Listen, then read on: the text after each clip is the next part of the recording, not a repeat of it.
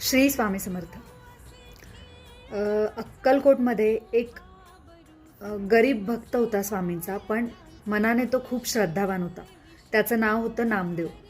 घरामध्ये 18 विश्व दारिद्र्य, गरिबी, उपासमारी, आजारी आई, कर्ज या सगळ्या गोष्टी त्याच्या नशिबाला होत्या।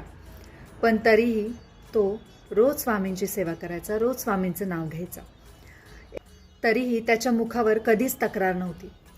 स्वामी आहेत ना, ते करतील सगळं नीट, असं तो नेहमी स्वतःला सांगायचा।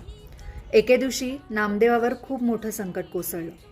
घराचं छप्पर कोसळलं, घरामध्ये होतं ते जे काही धान्य होतं ते सुद्धा वाहून गेलं, कर्ज वाढलं, आजारी आईची तब्येत बिघडली। लोक त्याला म्हणाले, आता तरी स्वामींना प्रश्न विचार। दिवशी तो स्वामींकडे गेला, डोळ्यात पाणी होतं, पण त्याने एकही शब्द मुखातून उच्चारला नाही।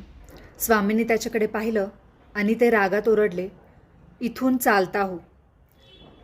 तेव्हा नामदेवाच्या काळजावर घाव बसला आणि इतर लोकांनाही आश्चर्य वाटलं। लोक आश्चर्याने पाहू लागले, पण स्वामी चालता हो म्हटले तसा तो तिथून निघून गेला।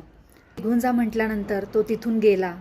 त्याच्यानंतर घरातली परिस्थिती आणखीनच बिघडली होती, आजारी आई होती, पण तो स्वतःला समजावत होता की स्वामी आहेत ना, मग काळजी नको। आणि एकदा स्वामी त्याच्या स्वप्नात आले। स्वामी त्याच्या स्वप्नात त्याच्या समोर येऊन उभे राहिले आणि त्याला म्हणाले, उद्या तू माझ्याकडे ये।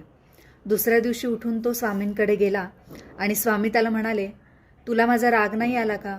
स्वामींनी जेव्हा त्याला विचारलं की तुला माझा राग नाही आला का, तेव्हा नामदेव म्हणाला, स्वामी राग कशाला येईल, तुम्ही जे काही करता ते भल्यासाठीच आहे। त्याचं हे वाक्य ऐकून स्वामींच्या डोळ्यात पाणी आलं। स्वामी म्हणाले, असे भक्त क्वचितच मिळतात। स्वामींनी त्याच्या डोक्यावर हात ठेवला आणि त्यानंतर त्याची सगळी परिस्थिती बदलली। त्याची आजारी आई बरी झाली।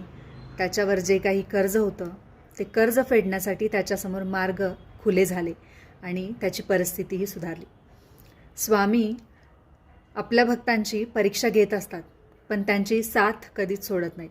त्यामुळे भक्तांनी नेहमी त्यांच्यावर विश्वास ठेवून त्यांचं जे काही काम आहे ते करत राहावं आणि स्वामींवर विश्वास ठेवावा।